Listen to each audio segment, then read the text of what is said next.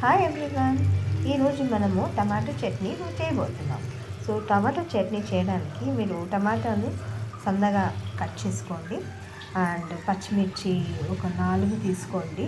అల్లం కూడా వేసాను అనమాట. అల్లం ఏంటంటే మనకి డైజెషన్కి చాలా బాగా హెల్ప్ అవుతుంది. సో అల్లం వెల్లుల్లి కూడా 2 వేసుకోవచ్చు. రెండు కానీ 3 రెబ్బలు వేసుకొని ఫ్రై చేసుకోండి. సో ఇలా రౌండ్గా కట్ చేసుకోండి, ఎందుకంటే ఎలాగో మిక్సీ చేస్తాం కదా. సో అందుకని onions and tomato, garlic, ginger ఇవన్నీ వేసి నేను ఫ్రై చేస్తున్నాను.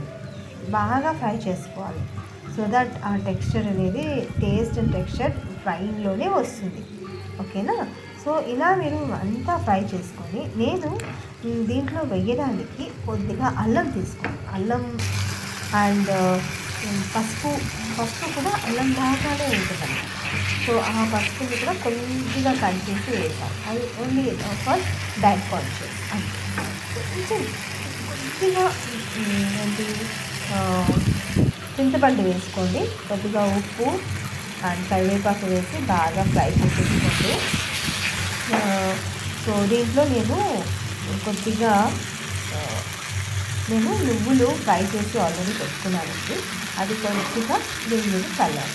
సో మనకి టేస్ట్కి టేస్ట్, హెల్త్కి హెల్త్ బాగా ఉంటుంది. అలా అది మిక్సీ చేసుకున్నారనుకోండి. మిక్సీ చేసేటప్పుడు కొద్దిగా ఆయిల్ వేసి మిక్సీ చేసుకోండి, మీకు క్రీమీ టెక్స్చర్ వస్తుంది. సో ఇలా తాలింపు వేసుకోండి. ఈ తాలింపుని దాంట్లో మనకి మిక్సీ చేసుకున్న చట్నీలో వేసేసుకోండి. సో తాలింపులో కూడా మనకి ఇంగువ అనేది వేస్తే మనకి గ్యాస్ట్రిక్ కానీ ఏది ఉండదు.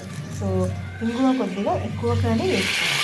దీని కాంబినేషన్గా నేను పెసరట్టు చేశాను. సో అది జస్ట్ చిన్న క్లిప్ పెడుతున్నాను. పెసరట్టు ఎలా అంటే సింపుల్గా మనకి పెసరపప్పు నానబెట్టుకొని దాంట్లో కొద్దిగా బియ్యం వేసేసి అండ్ అల్లం వేసి, అల్లము పచ్చిమిర్చి వేసి మిక్సీ చేసేసుకోవాలి. ఓవర్ నైట్ కొంచెము అలాగే పెట్టేసి ఫర్మెంటేషన్ కోసం దాన్ని దోశగా చేసేయండి. దోశ మీద మీరు ఎక్కువ ఆనియన్స్, పచ్చిమిర్చి, కొద్దిగా పచ్చిమిర్చి, కొత్తిమీర వేసి దాన్ని ఇలా ఫోల్డ్ చేసేసుకోండి. అప్పుడు మీకు రెండు పక్కన బాగా ఇది అవుతుంది. సో ఇదే అండి నా టమాటో చట్నీ విత్ దోశ.